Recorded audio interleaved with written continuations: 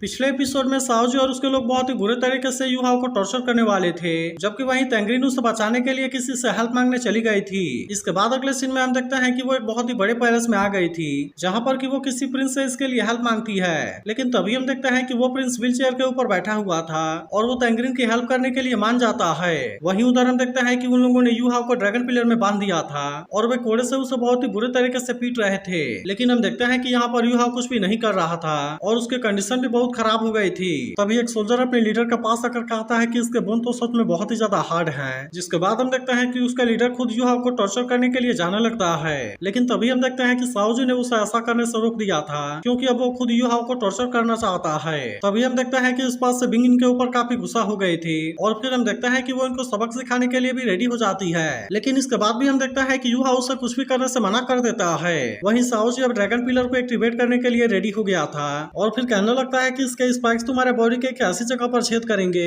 और अब इतनी बात कहने के बाद हम देखते हैं कि वो सारे स्पाइक को एक्टिवेट कर देता है, जिसके वजह से युहाओ को बहुत ही ज्यादा दर्द होने लगा था। तब इससे देखते यान मैंग भी कहने लगता है कि युहाओ तो बहुत ही बुरे तरीके से इंजर्ड हो गया। लेकिन तभी हम देखते हैं कि ऐसा करके साओजी को बहुत ही ज्यादा मजा आ रहा था, इसलिए हम देखते हैं कि वो एक एक करके सारे स्पाइक को एक्टिवेट करने लगता है, जो कि तुरंत ही युहाओ के बॉडी के आर पार निकल जाते हैं और इसीलिए इसके वजह से युहाओ को बहुत ही ज्यादा दर्द हो रहा था। लेकिन अभी भी हम देखते हैं कि साओजी नहीं रुक रहा था और वे सभी युहाओ को ऐसे कंडीशन में देख हंस रहे होते हैं। लेकिन तभी हम देखते हैं कि युहाओ को बचाने के लिए जिंग होंगचेन यहाँ पर आ गया था, जिससे देखते ही सोल्जर के लीडर की हालत काफी खराब हो जाती है। और तभी हम देखते हैं कि जिंग होंगचेन साओजी को थप्पड़ मारकर उसे नीचे गिरा देता है। इसके बाद हम देखते हैं कि इनमें से कोई भी जिंग होंगचेन को रोकने की हिम्मत नहीं करता और अब वो सीधे युहाओ को बचाने के लिए जाने लगता है। तब इससे देख इलेक्ट्रोलक्स कहने लगता है कि युहाओ तो बहुत ही चालाक है, क्योंकि उसे पहले से ही पता था कि यहाँ पर कोई आ रहा है। वहीं हम देखते हैं कि जिंग होंगचेन ने युहाओ को ड्रैगन पिलर से आजाद करा लिया था और फिर वो कहने लगता है कि मेरे स्टूडेंट को इतने बुरे तरीके से टॉर्चर करने की तुम्हारी हिम्मत कैसे हो गई, और उसके अलावा तुमने तो उसे बहुत ही बुरे तरीके से इंजॉय कर दिया।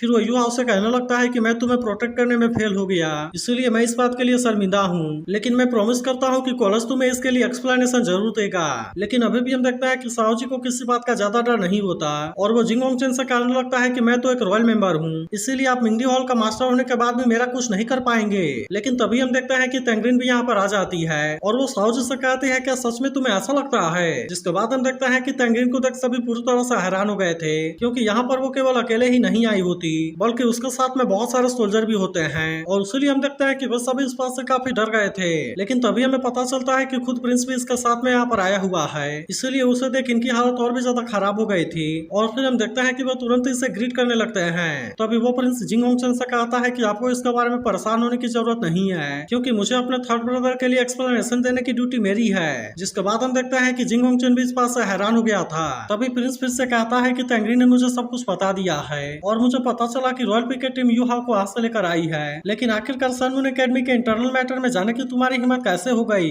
जिसके बाद हम देखते हैं कि इसके ऐसी बात सुनकर सभी की हालत पूरी तरह से खराब हो गई थी और वहीं साओजी भी अब इसके बारे में कुछ नहीं बोल पा रहा था। तभी हम देखते हैं कि रॉयल पिकेट टीम वाले इसके सामने माफी मांगने लगते हैं, लेकिन प्रिंस अब इनकी कोई भी बात सुनने के लिए रेडी नहीं होता और फिर वो इनको सजा देने के लिए किसी को यहाँ पर बुला भी लेता है। जिसके बाद हम देखते हैं कि कोई बहुत ही खतरनाक मास्टर यहाँ पर आ गया था, जो कि तुरंत ही अपने पावर का यूज करके रॉयल पिकेट टीम वालों को मारने लगता है। तब इसे देखते ही बाकी सभी की हालत पूरी तरह से खराब हो गई थी और इसीलिए हम देखते हैं कि वे इसके सामने अपने जान की भीख मांगने लगते हैं। लेकिन हम देखते हैं कि अब वो किसी की भी बात सुनने के लिए रेडी नहीं होता और वो इसी तरह से अपने पावर का यूज करके बाकी सोल्जर को भी मार देता है। तभी हम देखते हैं कि इसके वजह से साओजी की हालत भी खराब हो गई थी, लेकिन वो मास्टर अब इसके ऊपर भी अटैक करना शुरू कर देता है, जिसकी वजह से साओजी इसके सामने कुछ भी नहीं कर पाता और हम देखते हैं कि वो मास्टर इससे भी बहुत ही अच्छे तरीके से धोने लगता है। लेकिन तभी हम देखते हैं कि जिंग होंगचेन उसे रुक जाने के लिए कहता है, जिसके बारे में सुनकर प्रिंस ने भी उसे रुकने का इशारा कर दिया था और अब इसीलिए वो मास्टर साओजी के साथ में कुछ भी नहीं करता। जिससे देखते ही जिंग होंगचेन कहता है कि ये तो साइडोटाल वो सुई चेन है। इसके बाद वो कहने लगता है कि अब तो 10 साल से भी ज्यादा हो गए, लेकिन मैंने ऐसा उम्मीद नहीं किया था कि ब्रदर सुई चेन इंपीरियल सिटी में एंटर हुआ है और उसके अलावा अब तो तुम पहले से भी काफी अच्छे हो गए हो।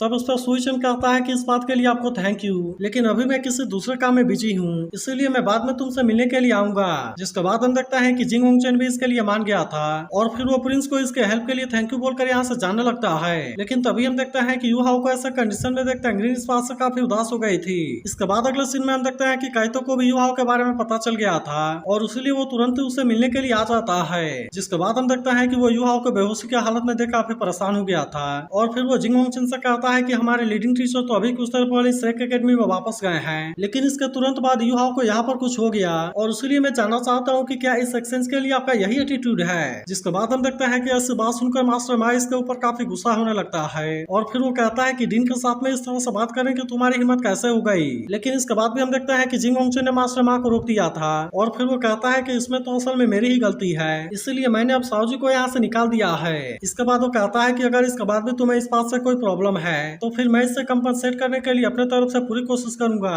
लेकिन इसके ऐसी बात सुनकर काई तो और भी ज्यादा गुस्सा होने लगता है और फिर वो कहने लगता है कि अगर युहाओ को यहाँ पर कुछ भी हो गया तब उसके बाद हम सिर्फ इसके लिए किसी को भी नहीं छोड़ेंगे। लेकिन तभी से भी हम देखते हैं कि युहाओ भी होश में आ गया था और वो काइतो से कहता है कि मैं बिल्कुल ठीक हूँ। जिसके बाद हम देखते हैं कि जिंग होंगचुन और मास्टर मा भी इसके पास में आते हैं। लेकिन तभी हम देखते हैं कि युहाओ काइतो को किसी बात का इशारा करता है जिससे देख काइतो को भी इसके बारे में सब कुछ समझ में आ गया था। इसके बाद वो इनसे कहने लगता है कि मुझे श्रेक एकेडमी में पूरा यकीन है क्योंकि वे अपने यहाँ आने वाले स्टूडेंट को अपना बेस्ट देने का ट्राई करते हैं और इसलिए मैं उम्मीद करता हूँ कि सन मून एकेडमी भी बिल्कुल ऐसा करेगा। तब इस पर जिंग होंगचुन कहता है कि हम भी इसके लिए अपना बेस्ट देंगे और फिर वो युहाओ से कहता है कि मास्टर जैबन तुम्हें बहुत ही पसंद करता है, इसलिए तुम जैसे ही पूरी तरह से रिकवर हो जाओगे तब उसके बाद तुम स्टडी करने के लिए मिंगडी हॉल में जा सकते हो। लेकिन इसके बाद हम देखते हैं कि वह फिर से युहाओ के ऐसे कंडीशन के लिए सॉरी कहता है। तब इस पर युहाओ भी कहता है कि मैं आपके और मास्टर जैबन की उम्मीदों पर उतरने के लिए पूरा कोशिश करूंगा। जिसके बाद हम देखता है कि जिंग होंगचुन इसे आराम करने के लिए कहता है और फिर वो मास्टर मा के साथ में यहाँ से चला जाता है।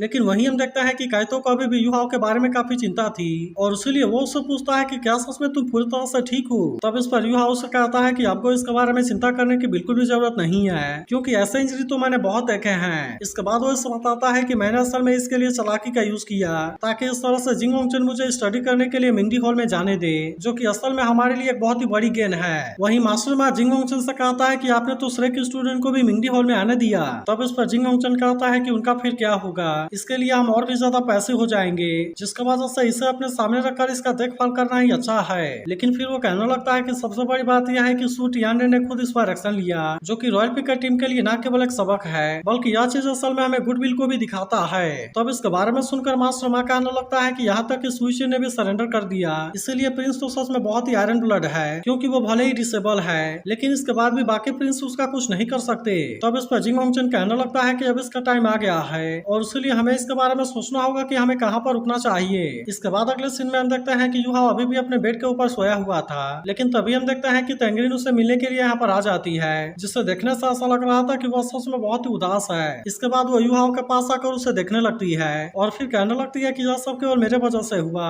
इसीलिए मैं तुम्हें इसके लिए सॉरी कहना चाहती हूँ। तभी वो रोते हुए कहने लगती है कि मुझे तो तुम्हें बहुत सारी बातें बतानी है लेकिन अब ऐसा लगता है कि तुम्हें इसके बारे में बताने का कोई भी मतलब नहीं है। जिसके बाद हम देखते हैं कि प्रिंस ने उसे बात करने के लिए अपने पास में बुलाया था, जहाँ पर वो उसे कहने लगता है कि तुमने तो बहुत ही अच्छा किया है लेकिन जिंग होंगचुन के साथ में कॉन्टेक्ट स्टैब्लिश करने के बाद तुम्हें वहाँ पर रहने की कोई भी जरूरत नहीं है क्योंकि मैं चाहता हूँ कि अब तुम मेरे लिए आर्मी को रन करो। लेकिन यह सुनते ही तेंग्रीन उससे कहते हैं कि मैं तो एक ऑर्फन हूँ और इसीलिए मैं इतनी बड़ी रिस्पॉन्सिबिलिटी कैसे ले सकती हूँ। लेकिन हम देखते हैं कि प्रिंस को इसके ऊपर पूरा यकीन था, इसलिए वो कहने लगता है कि तुमने तो बहुत सारे मिलिट्री बुक्स के बारे में पढ़ा है जिसकी वजह से मुझे लगता है कि तुम इसको बहुत ही आसानी से हैंडल कर पाओगी। फिर वो कहता है अगर तुम्हें लगता है कि तुम्हारे पास में आइडेंटिटी की कमी है तो फिर तुम्हें इसके बारे में चिंता करने की बिल्कुल भी जरूरत नहीं है क्योंकि मैं तुम्हें अपना प्रिंसेस बनाने के लिए रेडी हूँ। लेकिन अब इसके बारे में सुनते ही तेंग्रीन इस बात से पूरी तरह हैरान हो गई थी क्योंकि वो असल में सबसे ज्यादा युहाओ को पसंद करने लगी है। अब इसीलिए हम देखते हैं कि तेंग्रीन प्रिंस को भी मना करने की कोशिश करती है और फिर उससे कहती है कि मैं आपके लायक नहीं हूँ। लेकिन इस पर प्रिंस उससे कहने लगता है कि जब मेरे ऊपर बहुत बड़ी तबाही आई थी तब उस समय तुमने मेरे सिबलिंग्स के अटैक को रोककर मुझे बचाया था, इसलिए तब से मुझे अपने किसी भी रिलेटिव के साथ में प्यार नजर नहीं आया। इसके अलावा मैंने कभी भी किसी और के बारे में नहीं सोचा है, इसीलिए मैं तुमसे कहना चाहता हूँ कि अब मुझे एक साथी की जरूरत है और इसीलिए ही मैं तुम्हें अपना नॉमिनल वाइफ बनाना चाहता हूँ। जिसके बाद हम देखते हैं कि तेंग्रीन अब कुछ भी नहीं बोल पा रही थी। तभी प्रिंस कहने लगता है कि हमारा गोल भी तो सेम है, इसीलिए मैं उसे पूरा करने के लिए तुम्हें पावर दूंगा ताकि इस तरह से तुम पूरे कॉन्टिनेंट के वॉर को खुद ही खत्म कर पाओ और तुम्हें केवल इतना करना है कि थ्रोन को सिक्योर करने में मेरी हेल्प करनी होगी ताकि इस तरह से हम पूरे कॉन्टिनेंट को एक साथ में कर सके, जिसके बाद सन मून एम्पायर की तरफ चारों तरफ फैल जाएगी। जिसके बाद हम देखते हैं कि इसकी बात सुनकर तेंग्रीन भी इसके लिए मान गई थी और वो इसमें इसका साथ देने के लिए हाँ कर देती है। लेकिन तभी हमें पता चलता है कि वो युहाओ के बारे में याद करके काफी रोने लगी है क्योंकि अब वो उससे बहुत ही ज्यादा चाहने लगी थी। लेकिन इसके बाद भी हम देखते हैं कि वो अपने ऊपर कंट्रोल करने की कोशिश करती है और फिर वो इससे गुड बाय बोलकर भी यहाँ से जाने लगी थी। इसी के साथ वो कहती है मुझे पता है कि तुम आने वाले समय में बहुत ही पावरफुल बनोगे, लेकिन मैं उम्मीद करती हूँ कि बैटलफील्ड में हम एक दूसरे से ना मिले।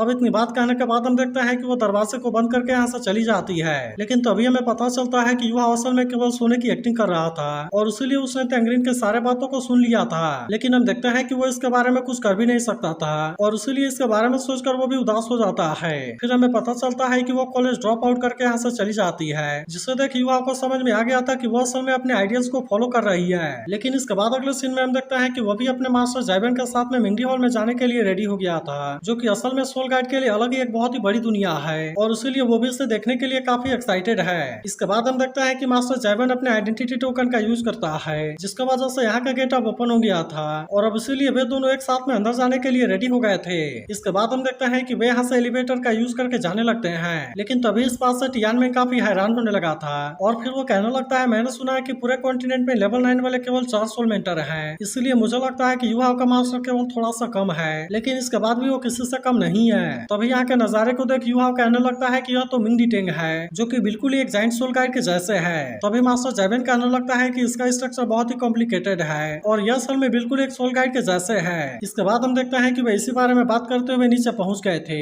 और फिर युवा जैसे ही बाहर आता है वो यहाँ के नजारे को देख पूरी तरह से हैरान हो गया था। लेकिन हम देखते हैं कि अब उसकी हैरानी यहाँ पर बिल्कुल भी कम होने वाली नहीं थी और इसीलिए वो जैसे जैसे यहाँ पर आगे जा रहा था वो यहाँ के ऐसे नजारे को देख पूरी तरह से हैरान हो रहा था। इसके बाद हम देखते हैं कि मास्टर जैबेन युहाव को अकेले छोड़कर चला जाता है, जिसके बाद युहाव भी तुरंत सोल गाइड डिवाइस के बारे में स्टडी करने के लिए रेडी हो गया था और वो कहने लगता है कि सोल गाइड डिवाइस तो बहुत ही वंडरफुल और बाउंडलेस होते हैं, लेकिन केवल सही हाथ में होने के बाद ही इसके पावर का असली यूज हो पाएगा। इसके बाद हम देखते हैं कि युहाव ने सबसे पहले स्पीड के ऊपर काम करने का डिसाइड कर लिया था ताकि इस तरह से वो अपनी स्पीड को बढ़ा सके और हम देखते हैं कि वो इसके लिए स्पिरिचुअल सिस्टम के साथ में टैंगमैन के कैरेक्टरिस्टिक को कंबाइन करने वाला था। जिसके बाद हम देखते हैं कि यहाँ पर वो किसी और चीज के बारे में बिल्कुल भी चिंता नहीं करता और वो इसके लिए लगातार यहाँ पर काफी मेहनत करने लगता है। जिसके कुछ महीने के बाद हम देखते हैं कि युहाव लेवल 6 वाला सोल मेंटर बन गया था और फिर आखिरकार एक दिन वो सोल प्रोपेलर को बनाने में कामयाब हो जाता है। फिर वो कहता है कि मुझे मिंगडी हॉल में एंटर किए हुए 1 साल और 6 महीने हो गए हैं, जिसके दौरान मैं लेवल 6 वाला सोल मेंटर बन गया हूँ, इसीलिए अभी तक मैंने जो कुछ भी सीखा है उसे एक साथ में कंबाइन कर दिया है, जिसके वजह से आज मैं इस लेवल 6 वाले सोल प्रोपेलर को बनाने में कामयाब हो पाया हूँ। इसके बाद हम देखते हैं कि युहाव ने इसे टेस्ट करने का डिसाइड कर लिया था और इसीलिए वो इसके लिए यहाँ से बाहर जाने लगता है। लेकिन तभी अचानक से हम देखते हैं कि उसके लिविंग आई में कोई प्रॉब्लम होने लगती है, जिसके वजह से युहाव काफी परेशान हो गया था और फिर कहने लगता है कि ऐसा तो कभी नहीं हुआ। लेकिन तभी हम देखते हैं कि उसे इलेक्ट्रोलक्स की बात याद आने लगती है, जहाँ पर उसने कहा था कि तुमने डेस्टिनी के पावर को अट्रैक्ट किया है, इसीलिए अब तुम्हें डेंजर के बारे में और भी ज्यादा अवेयर होना पड़ेगा। जिसके बाद हम देखते हैं कि इसके बारे में याद करके वो और भी परेशान हो जाता है और फिर वो समझ जाता है कि यहाँ पर जरूर ही कोई गड़बड़ है। तभी उससे पता चलता है कि यहाँ पर तो बम है और फिर हम देखते हैं कि वो इसके बारे में बाकी लोगों को बताने का कोशिश करता है, लेकिन हम देखते हैं कि इनके पास में खुद को बचाने का बिल्कुल भी टाइम नहीं होता और इसीलिए वे सभी इसमें बहुत ही बुरे तरीके से इंजर्ड होने लगते हैं। लेकिन तभी हमें पता चलता है कि यहाँ पर केवल एक ही बम नहीं है, बल्कि यहाँ पर तो चारों तरफ बहुत सारे बम लगे हुए हैं, जो कि अब एक एक करके बहुत ही बुरे तरीके से ब्लास्ट होने लगते हैं। इसके बाद हम देखते हैं कि युहा भी खुद को बचाने के लिए कोशिश करता है, लेकिन तभी अचानक से वो भी यहाँ पर फंस गया था और तभी उस वक्त ऊपर से बहुत सारे स्टोन गिरने लगते हैं। तो क्या आपको लगता है कि युहा यहाँ से अपने आप को बचा पाएगा? इसके बारे में कमेंट करके जरूर बताना और अगर आप इसके अगले एपिसोड के लिए भी एक्साइटेड हो तो इस वीडियो को लाइक और इस पर कमेंट जरूर करना।